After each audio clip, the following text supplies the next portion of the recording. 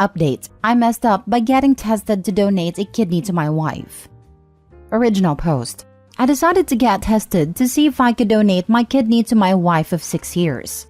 We have 2 kids together, 4 female, 2 male. My wife got sick just after our son was born and now is in need of a kidney transplant. We checked with her relatives and none were a match or a viable donor. So last week I got tested. I knew it would be a long shot, so I decided to get tested to see if I could donate. I got a call the other day saying that I was a match. The doctor then said something about wanting to do additional testing due to some information from the HLA tissue test results. I didn't think much of it and agreed. Then the results came in. I was shocked and confused. He explained that because of how DNA information is passed down through generations, a parent to a child could have at least a 50% match. Siblings could have a 0 to 100% match, but it was rare to have a high match as husband and wife. I asked what does that mean, and he said that my wife and I have an abnormally high match percentage. Long story short, we're related. No, I'm not kidding. I was put up for adoption before I was born, placed into a family that moved across the country. I knew I was adopted, but we didn't have any information about my bio family as it was a closed adoption. I met my wife by chance 8 years ago. I was on a trip from work and she was working at the site I went to. We worked together for a week, exchanged numbers, and kept in touch. I was sent back there 3 more times that year, and each time we became closer. I was given the opportunity to be transferred out there in a new higher paying position in a different department as hers, and the rest is history. I don't know what to do moving forward, but I know it may be wrong. She is my wife and the mother of our kids. This post is probably going to get removed, but it is all true. Edit: all of my family's from my adopted parents. My parents adopted me 2 minutes after I was born. Even their name is on my birth certificate. They have not told me anything about my bio parents and don't have any info. Her family is not a match as stated above. Most of her family has low match potential or can't donate due to medical or other reasons. I am 2 years older than my wife, and I do know that my wife was born when her parents were late teens. Now for the top comments before reading the update. You already have kids and they are assumedly healthy since you didn't mention any crazy abnormalities. If you're happy, you're happy. Donate the kidney to your sister/wife and continue being great parents to your children. Look at a bright side. You can give your wife many other years to live, and your children a healthy mother they can grow with. It's a miracle. Maybe you are related, maybe not. Who gives a damn?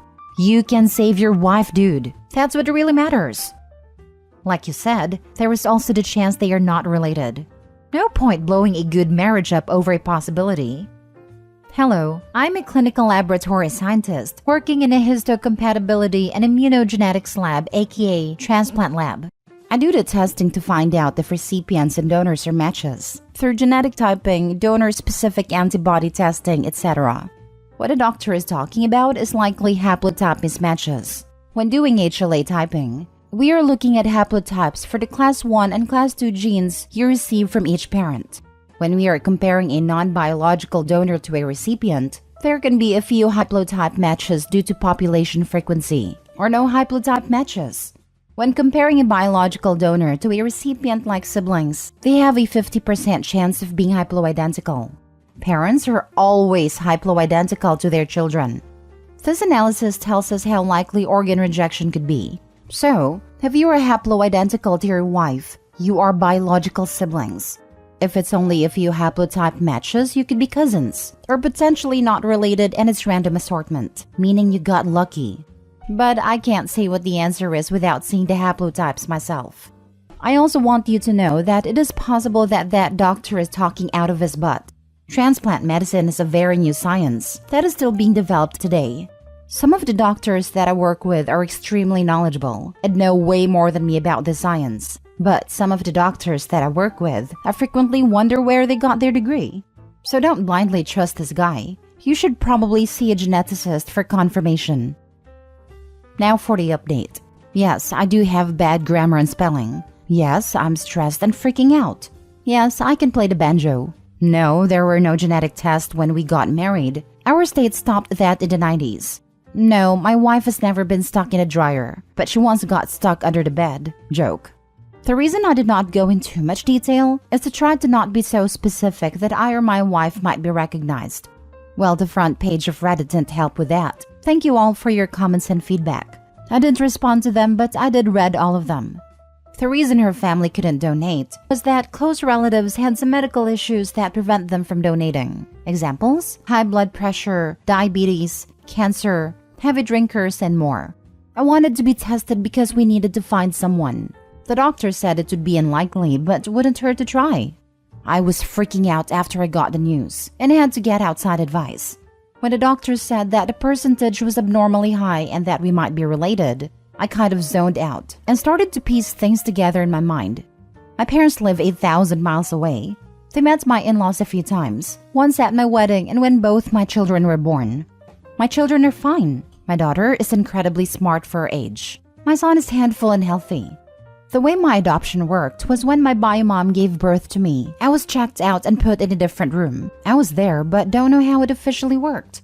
From what my parents explained, they were in that room waiting. They never met my bio mom in person. My bio mom only had a profile and picked them out of many candidates. I called my parents and told them that I needed to know everything they knew about my bio mom. They told me that they had limited knowledge. They said she was a single mom that was 16 years old and the father was not in the picture. Also, that I was born in a hospital 1 hour from where my wife was born. Like I said, limited knowledge. Growing up, I didn't want to find out about my bio parents. To me, my parents were always my parents. I knew I was adopted and that it was a closed adoption. I figure it wouldn't matter long term.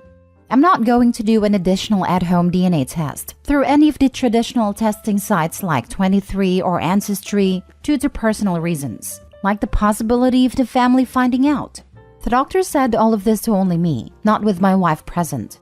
Some of the additional tests were done through the doctor, which was the CM test. I'm not an expert on DNA testing. They said it was like a 1900 plus CM match. This basically confirms one of my bio parents is one of hers. It can also mean first cousins or aunt/uncle, but I'm guessing her dad. When my kids were born, my parents brought photos of me as a baby and commented that I and my son looked a lot like my wife's dad. My son was easily explainable, but all three of us are a different story. I'm not going to bring this up ever. I might look at my father-in-law differently, but nothing will hopefully change. I am donating my kidney to my wife. We have started the full process. That takes time and a lot of preparation, but I do plan on talking to my wife after the surgery and after recovery. We will decide what to do with our kids, if we are going to get them tested or ever tell them. No, I will not be leaving my wife. I love and will always be there for her. I made vows, and I will keep them. I love her more than I would a half-sister. Edited to Ed. I do plan on telling her after the surgery. She's not doing well, and I think this will be even harder for her. I would rather her know that I love her as a husband, rather than flip her world upside down right before a life-changing and dangerous surgery, if something were to happen.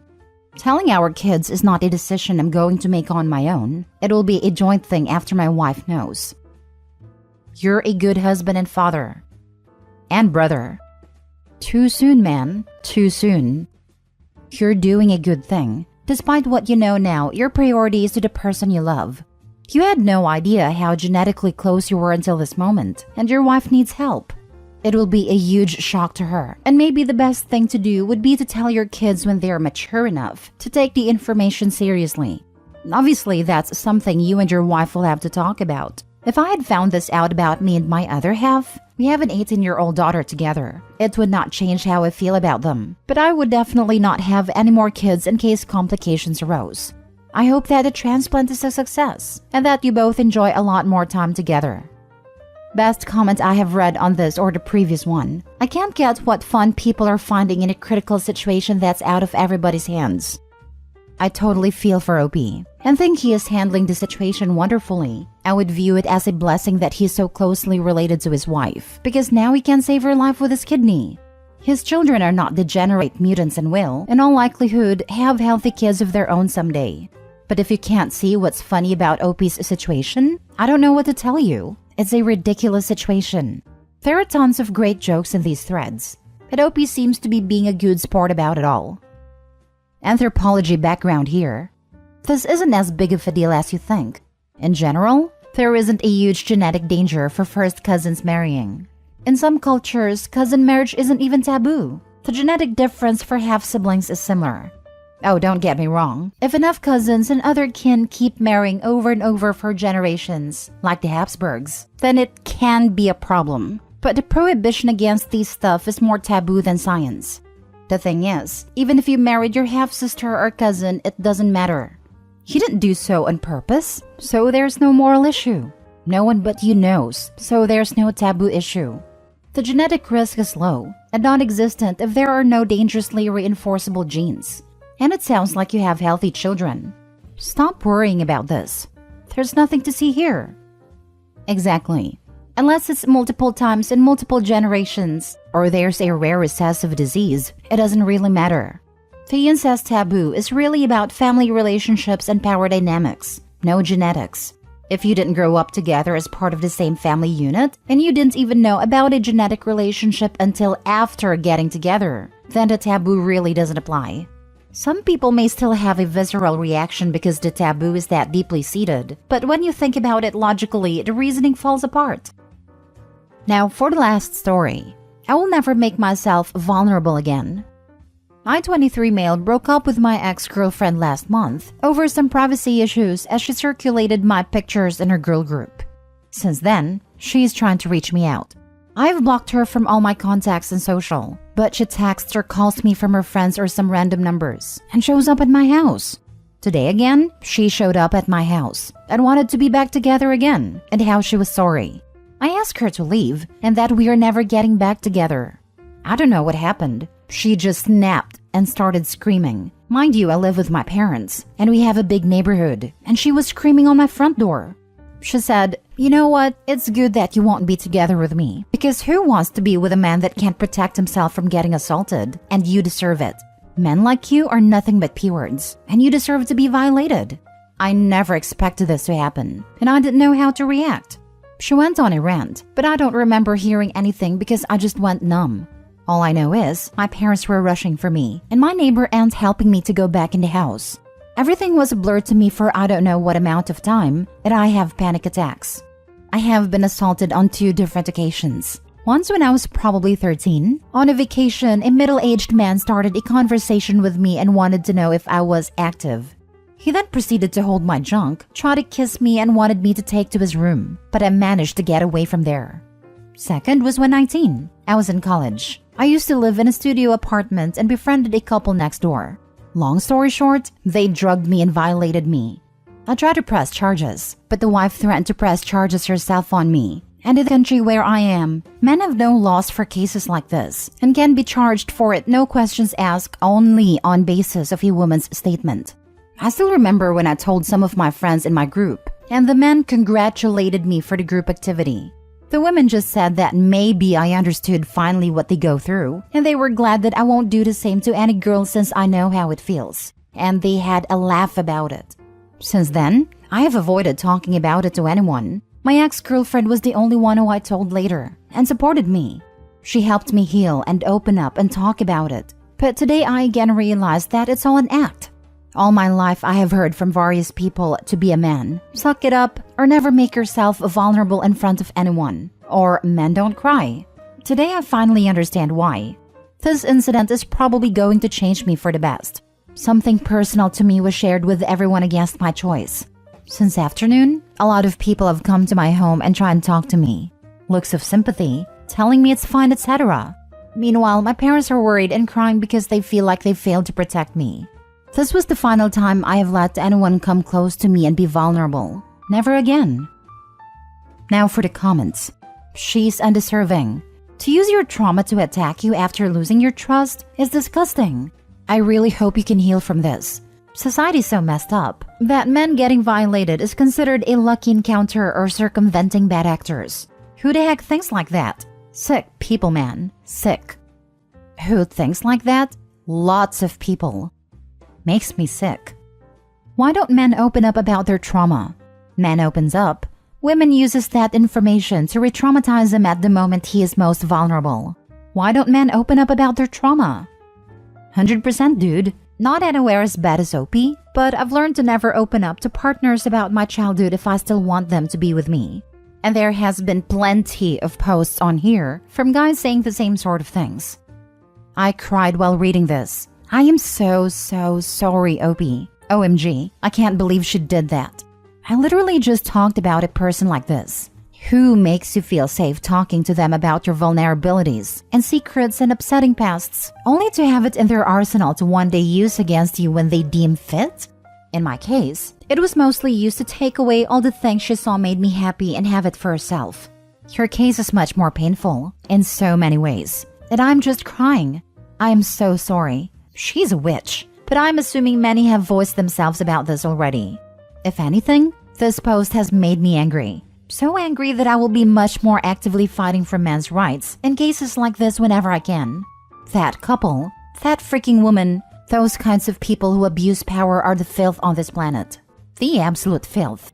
For what it's worth, you are not lesser of a man or anything. You're disgusting POS of an ex said for what happened to you. Anyone can be victim of this. That doesn't make you lesser of a person. The people who are the lesser ones are the abusers, offenders, and the people who brush it off / laugh at you for it. Disgusting scum. Friends? You need new friends. Seriously, those aren't friends at all. I hope you're doing a bit better at the moment, Opie. I know this goes against what your news stands in life, but if you ever need to talk about anything, I'm always open, and whatever you convey will stay between the virtual walls. I know trust is low in you right now, but just putting the offer out there.